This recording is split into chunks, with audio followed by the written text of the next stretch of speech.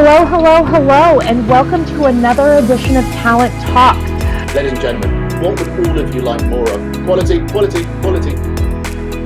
Go back, but they're also starting to, invest and innovate and grow. That's where we should really be focusing instead of the bright and shiny.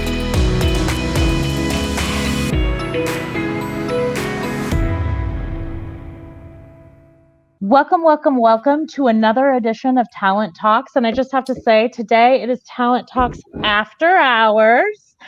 I have my good friend, and I have to admit, he was my friend first. Now I'm his fangirl.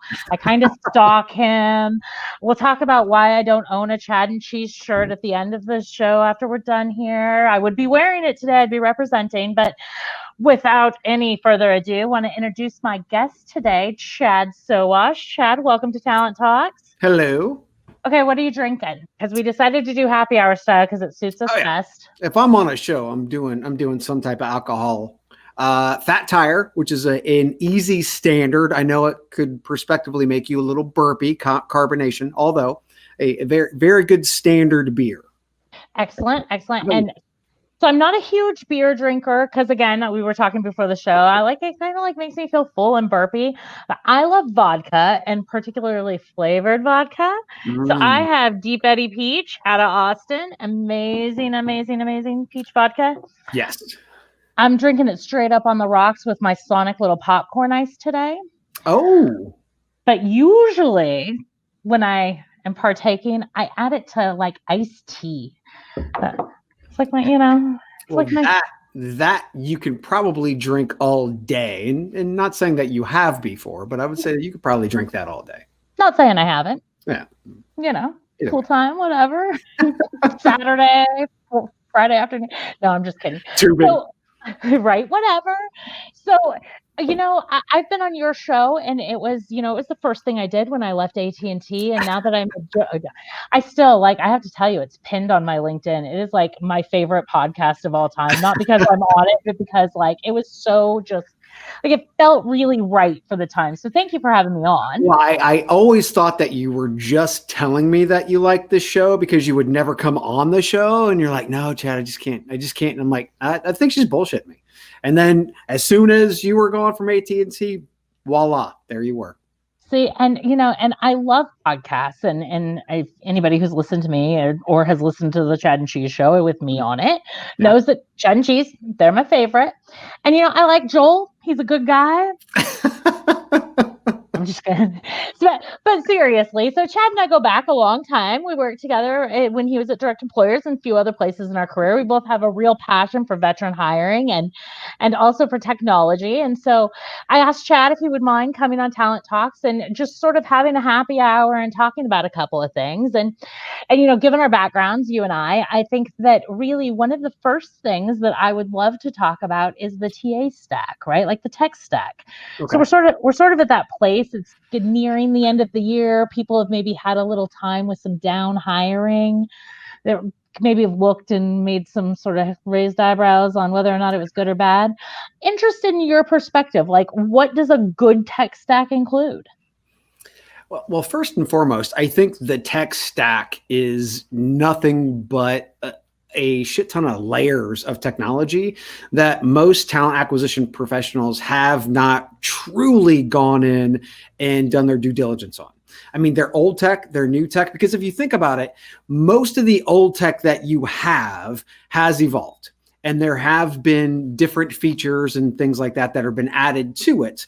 And I've talked to so many, I've actually advised and I've worked closely with so many companies that they're saying, well, we're evaluating this platform over here, a point solution. I'm like, why are you doing that? Your ATS does it. Oh, no, it doesn't.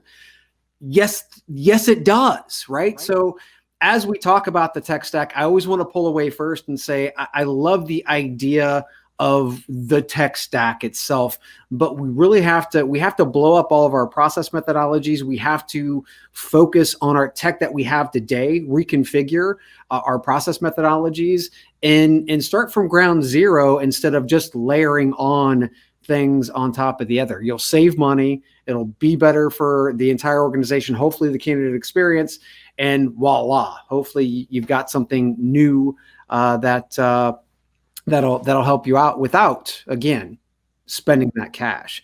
But that's my biggest focus when it comes to tech stacks.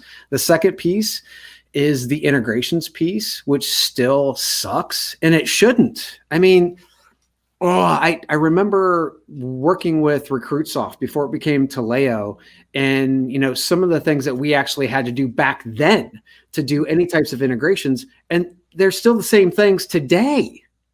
I mean, that was almost 20 years ago, and I think so. Don't say that. I know. But from a stack standpoint, it's just those are things that we should be well past by now, and being able to put more resources, money into XML feeds and APIs and dual APIs.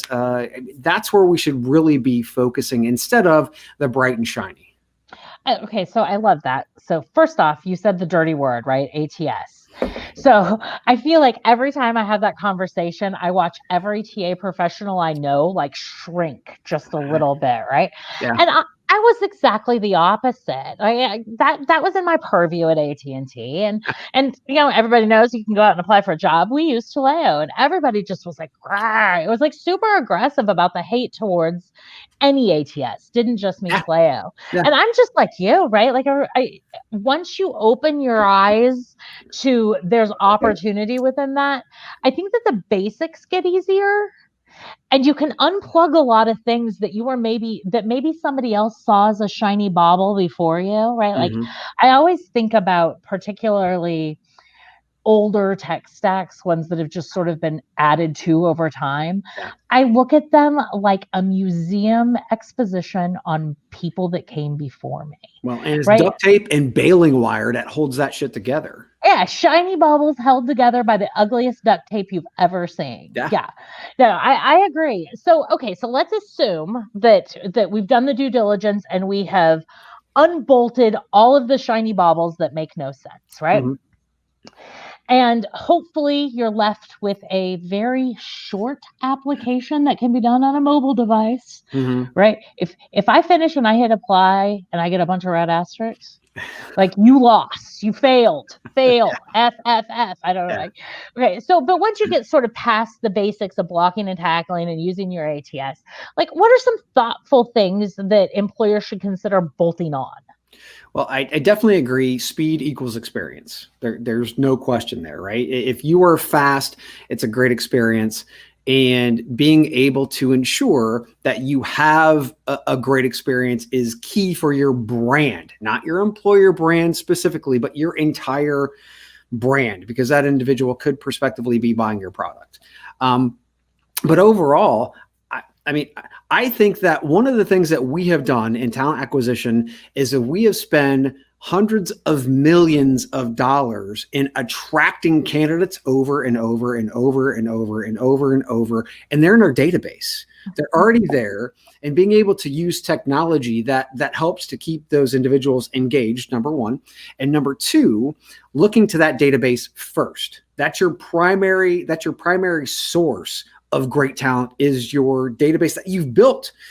You should get more ROI out of that dollar that you've spent. All those silver medalists, all those bronze medalists today could be your gold medalists. So I think any technology that helps you leverage the money that you've already spent, it just makes the most sense and would be priority for me. It's interesting. So we had a very robust talent network, several million people in it, segmented by category and geography, all those things. And we did a okay job, right? Like I think everybody today, there's some that do a really great job, but most of us are sitting in the okay job territory. And I think that the hardest part about that were a couple of things. You're right. You get your silver and bronze medalists, right? That might be good for other roles. Yeah. But then I also think that you get these, like, I'm going to call them unranked, because nobody ever talked to them, right? Like you just perpetually sourced and they just sat there and like died on the vine, right? Yeah. And so when I look at engaging ways in that tech stack, things besides just an email or a text message, when we start to get into how else can you engage with the people that you're re-engaging, right? Yeah. Or even people that are coming new to your site. Like, I know you and I've had this conversation before, but I think it's important. Like, people love them, people hate them. We'll see where we fall out. But what do you think about the chatbots? I know you're not a big fan, but I think a lot of it has to do with process and experience. And I think many companies try to over-engineer their experience when they do go after their experience. It's all about light and quick. That's it, right? So I was talking to, I've been talking to chatbot startups for years now. And they all have these specific philosophies of, whether, our NLP is better than their NLP or what have you. And I think that there's a good hybridization that could happen. If I'm asking you a yes or no question, don't make me type it out, because I'm going to be doing it on this for the most part. Don't make me type it out. Give me a button that says yes or no, right? And all those really easy questions that are really standard to be able to get me through the process, make it easy for me. Now, when you have to ask questions where that's just not applicable, well, then that's where the NLP takes over. That's where you, again, don't over-engineer it, but just focus on making it light, quick experience. And I think one of the reasons why you probably hate chatbots is because they were coming out of our ears at one time, but they also tried to over-engineer and over-promise what they could do. And I think simplicity is the key. Yeah, so I'm shifting. I'm warming up. I'm not going to say I'm there yet. Yeah. But a couple of things have happened recently that have made me see light at the end of the tunnel that isn't a train. Mm-hmm. And that is, so I think you're totally right on the trying to do too much and facilitate it like it's a conversation. We're smarter than that, right? So I really like, I've seen a few applications where they are having the chatbot offer you up the FAQ for the section that you're in, right? So it feels very much like you're here and you've been here for a while. Are you having trouble with these things? Yeah. Right. Like, I didn't mind that, right? Like, it felt helpful. I will also say, just from a general perspective, I had to use a chatbot at an internal tool that we use for the company, and it was so great. I'm gonna give a shout out. 15.5. It was awesome. Like, I typed in my question. They were like super fast back, asking me if they wanted them to do it for. Like, that's the kind of chatbot I can get behind, right? Like, the one that does things. Right. So why were you on the hater side of chatbots if you love that chatbot? So I'm back now, right? Like, I'm back. I'm back on our side of the fence. And I was over there before because I felt like I hate feeling like everybody's throwing the whole entire kitchen at me, right? Like, I like, if I'm on the section that, if I'm asking a question about this, I want you to answer a question. I want you to answer my question about this. Yeah. I don't want you to send me to the FAQ page and tell me you'll get back with me in an hour. Right. The other thing that I'm just going to put on the record here, anybody out there that still has chat with a recruiter and I'm talking to a bot, you're just telling me that your recruiters are bots, right? Like, I'm over it, right? Like, get assistance or get help or whatever. But like, the whole chat with a recruiter, it just still, it feels minimizing to me. Let's get rid of that. You okay with that? Oh yeah. I mean, if you can't actually get a human being, I mean, that you should always have an eject portal, right? I want to talk to a human. If that's not really a human, I mean, we're gonna know. It's you're not fooling anybody. That's no. Okay, I'm glad we're on the same page there. So I'm warming up.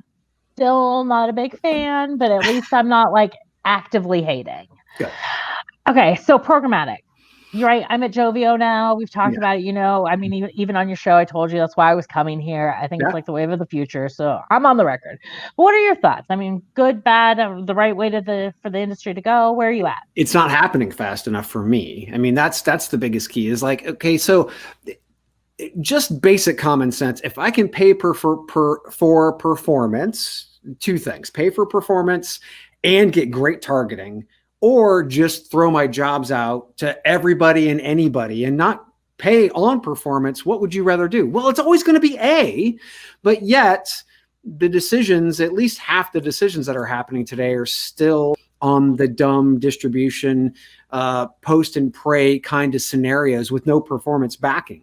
It just doesn't seem smart. It doesn't seem responsible, to be quite frank. I mean, if you're in talent acquisition and you're spending money, again, to attract candidates that you probably already have in your applicant tracking system, you're not doing business responsibly. Okay. Let's just put that out there. This, I get it, is your job. You need to start treating it like a business.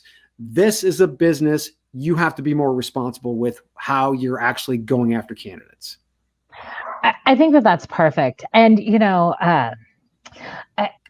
sitting in this seat, it's a little bit different, right? Because I get to hear the objections of employers and sort of why are they not making that transition faster? Yeah. And really, like, overwhelmingly, it's about understanding, right? Like, people don't understand the difference between using a programmatic provider and just posting your jobs in slots, right? They're like, well, I'm posting my jobs. And so I think just really the industry getting more mature in what does it take to really be programmatic. And then self-serving, right? Like, one of the things that I have sort of walked away with is that there are several programmatic providers, but really as a TA professional, what I needed to know was what was performing best, regardless of the label you put on it, whether it was programmatic or a board or a slot. I needed to look at all of my apples in one bunch and see what apples were making the best apple pie, right? Yeah. And I think that the barrier to do that in most systems and the inability of most programmatic players to be able to ingest that all into a dashboard and show an employer. So I think that, obviously this is the Joveo Talent Talks. So I will just give a shout out there that, when it comes to capabilities, I think that we're a little more progressive in that space. Well, and that's data right there. And that's another thing that we have to focus on is we have to be able to pull our data together in one spot so that we can analyze it. Again, that is a business process, because when we go to the C-suite and we're talking about things, we can't be talking about cost per hire. We have to be talking about bigger initiatives, and we need the data to be able to back that. And, and there are so many opportunities with data, and not only the data around cost, but also the efficacy of the candidates, right? Like, I think that sometimes people just think my cost on my talent acquisition is how much I pay for X. But the reality is, if you are generating hundreds of applications that you don't need, you are messing up your X, but you're also taking and putting a huge strain on your staff, right? Like, it's a tough deal. So before we wrap up this episode, we're going to have you back and we're going to talk about predictions. We're going to look into the crystal ball. Maybe we'll make it like a Halloween episode. No, sure. I'm just kidding. But no, we'll have another conversation about predictions. But so we've talked about chatbots. We've talked about unbolting the shiny baubles. We talked about programmatic. What else? Are there any other big things in the tech stack that you think employers should really be considering or looking at? Yeah, I mean, again, and I hate to give such a fuzzy answer, but every employer is different and every stack is different. It is so important for every employer to blow up. Let's say start from ground zero, understand, do due diligence on the tech they have today, and to be able to get rid of the extraneous dollars and tech that they have just bailing wired on, and focus on that piece. And when they focus on that piece, they need to put a prioritization on the data that they already have, the candidates that they already have, what they've already pulled together, and have partnerships and/or vendors who will help you with that data and those candidates. Because I think you're 100% correct. When you're talking about an individual who does not even come close to being qualified for that sales position, that is still a human being who should be treated well. What does well look like within your organization? And will that person prospectively buy your product maybe now or in the future? We have to have those bigger conversations as opposed to, no, that's just junk, right? 100%. And I'm going to give a shout out here because every time the natural opportunity is provided for the shout out, I give a shout out to the Talent Board and the Candidate Experience Awards, and their candidate sentiment calculator does exactly that. It turns candidates. You'll have to check it out. I'll send you a link. But it allows you to take your Candy score or what's going on with your candidate experience and translate it into actual business dollars. We got a little bit more sophisticated at AT&T and took our market share and our average revenue per user and a few things. And like the bottom line is, for anybody who is consumer facing, your candidate experience, you can make or lose money for the business. Yeah. Stock price impacting. Okay. Well, that's the education piece, right? If you don't know what programmatic is, you don't understand it, you've got to be a professional. Educate yourself. 100%. So I'm going to close us here today with the following. I love having cocktails with Chad. So we're probably going to just do another episode, Cocktails, Jenn and Chad. And I would really, like I said, love to talk about some predictions, like what's next in the industry, that sort of thing. But I appreciate you. I appreciate your entertainment value. I really don't hate on Joel. Hey, Joel, we don't hate on you. But yeah. Perfect, right? Appreciate you. And I have one more request. So we're going to do this in the future. So you have such great use of sound effects. I want a happy hour where Jenn gets to learn how to use sound effects. Yeah? That's a deal. Okay, awesome. Well, Chad, thank you so much for joining us, and we'll have you back very, very soon. Thank you.